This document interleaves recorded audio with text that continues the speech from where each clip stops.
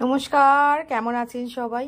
আজ গুরু পূর্ণিমা, তাই জন্য আমার বাড়িতে সত্যনারায়ণ সিন্নির একটা আয়োজন করেছিলাম। লোকে বলে তুলসীতেই নাকি শ্রীহরির বাস, তাই সত্যনারায়ণ সিন্নির পাশে গোপালকে রাখা হলো, তার সাথে রাখিয়া হয়েছিল তুলসী গাছ। আজ গোপালকে খুব সুন্দর লাগছে, মাথার মুকুট পেখম দিয়ে একটা সৌন্দর্য বাড়িয়ে দিয়েছে। আর এই যে আমার রাধা কৃষ্ণ, কি অপূর্ব লাগছে আজ রাধাকৃষ্ণকে। সত্যি রাধাকৃষ্ণর গলায় জুহির মালা যেন আলাদা একটা সৌন্দর্য এনে দিয়েছে, কি অপূর্ব। এই যে আমার গুরুদেব, আজ গুরু পূর্ণিমা, তাকে সিংহাসনে বসিয়েই আজকে সত্যনারায়ণের সিন্নিটা হবে। সব কিছু গুছিয়ে নেওয়া হয়েছে, এবার শুধু গুছিয়ে রাখা। সব কিছু আয়োজন করা হয়েছে, শুধু আমাদের ফল কাটা আর সব কিছু সিন্নি সব কিছু তৈরি করতে হবে। এই যে সব এসে গেছে, শুধু গুরুদেবের ফটোটা বসিয়ে মালা দিয়েছি। গুরুদেবের জন্য এবং সত্যনারায়ণের জন্য একটু আমি ক্ষীর করছি। ক্ষীরটা তাড়াতাড়ি হবে বলেই নাড়াতে হচ্ছে, হয়ে যাবে। আজ কিন্তু আমি প্রথমবার এই ক্ষীরটা করছি। ব্যাস হয়ে গেছে প্রায়। হ্যাঁ, এবার আমাকে তুলে নিতে হবে ক্ষীরটা। চলুন এবার দেখি। ও বাবা, এদিকে তো আমার মেয়ে গোছাতে রেডি হয়ে গেছে, পান মোকামগুলো সাজাতে বসেছে। তার ঠাম্মা তাকে পাশে বসে ইনস্ট্রাকশন দিচ্ছে, আর সে একটা একটা করে সুন্দর করে পানের ওপর কলা, পৈতে, সুপারি, বাতাসা, 1 টাকার কয়েন দিয়ে সুন্দর করে সাজাচ্ছে, একদম মন দিয়ে শুনতে শুনতে। ঠাম্মা কিন্তু পাশে বসে আছে এবং তাকে ইনস্ট্রাকশন দিচ্ছে। এই একটু একটু করে কাজ শিখছে। ওর দেখি এতে একটু ইন্টারেস্ট আছে, সেই জন্যই ওকে বলা। যদি ওর ইন্টারেস্ট না থাকতো আমি কোনোদিনই ওকে বলতাম না। এই যে একটা একটা করে মোকাম সাজাচ্ছে। ছোট থেকেই আমি দেখতাম ও লুচি ভাজা ভাজা আমার পাশে দাঁড়াতো। এইসবে ইন্টারেস্ট খুব ছিল ওর চিরদিনই। আজ তো দেখলাম ঠাকুর পুজোতেও ওর বেশ ইন্টারেস্ট। এই যে মোটামুটি মোকামটা সাজানো হয়ে গেছে, শুধু মালাটা দেওয়া বাকি।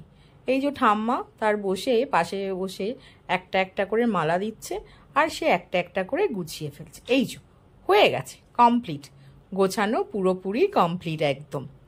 এবার বাকি ফলমূল যেগুলো আছে সেগুলো আমি বসে কেটে রেডি করে দিলাম। এই যে ছানা, ক্ষীর সব কিছুই পাশে। সন্দেশের প্লেটটাও কি সুন্দর সাজিয়েছে আমার মেয়ে। সবই রেডি, শুধু ব্রাহ্মণ আসার অপেক্ষায়। তিনি এসে ঘট পাতবেন আর ত্রিকাঠি বাঁধবেন। এই যে ব্রাহ্মণ মশাই এসেই গেছেন। মোটামুটি মোটামুটি না, আমিও গোপাল নিয়ে এখানে বসিয়ে দিয়েছি। ত্রিকাঠিটা তো বাঁধা হয়ে গেছে দেখি। হ্যাঁ তাই তো, এই যে আমি বোধহয় আগে দিয়ে ফেলেছিলাম। এই যে ত্রিকাঠিটা বাঁধছে সুন্দর করে, যে এবার ঘরটাও সাজিয়ে বসানো হয়ে গেছে গামছা দিয়ে, ধুতি দিয়ে। আর মা তুলসীকে কি সুন্দর একটা মালা দিয়ে সাজিয়ে দিয়েছে। এই যে ত্রিকাঠিটা শেষের দিকে বাঁধাটা, ঘট সাজানো হয়ে গেছে, ডাব বসানো হয়ে গেছে, গামছা দিয়ে বসিয়ে দিয়েছে ঘরটা।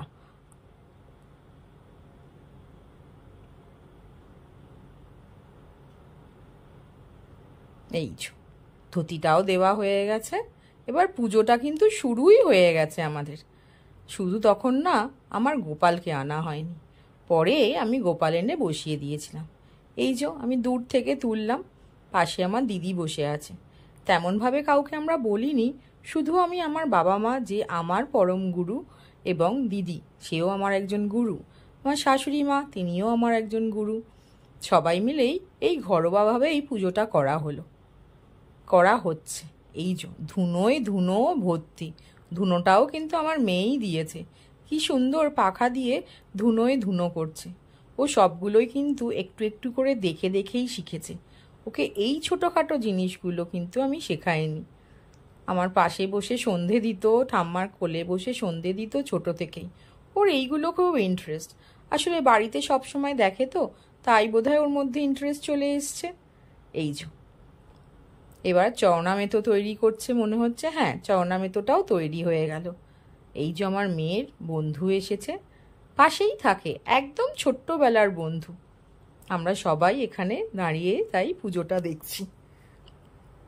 এই যে গোপাল বসে গেছে কিন্তু দূরে, সেটা আমার পরে দেখানো হয়নি। আমার বাবা তুলসী গাছটা কি অপূর্ব লাগছে। হোমের জন্য কাঠও রেডি হয়ে গেছে। পুজো তো শেষ, এবার কিন্তু হোম যজ্ঞটা হচ্ছে। হোম শুরু হয়ে গেছে, কি সুন্দর আগুনটা উঠেছে। কথায় বলে গুরু ব্রহ্মা গুরু বিষ্ণু গুরুদেব মহেশ্বর গুরুরে পরম ব্রহ্মা তস্মাই শ্রী গুরাবে নমঃ। সেই গুরু পূর্ণিমাতেই আজ আমাদের সিন্নি এবং যজ্ঞের একটা ছোট্ট আয়োজন। প্রথমেই বলেছি, গুরুদেবকে এইটুকুই সম্মান বা এইটুকুই তার প্রতি শ্রদ্ধা ভালোবাসা জানাবার জন্যই আজ এই গুরু পূর্ণিমা।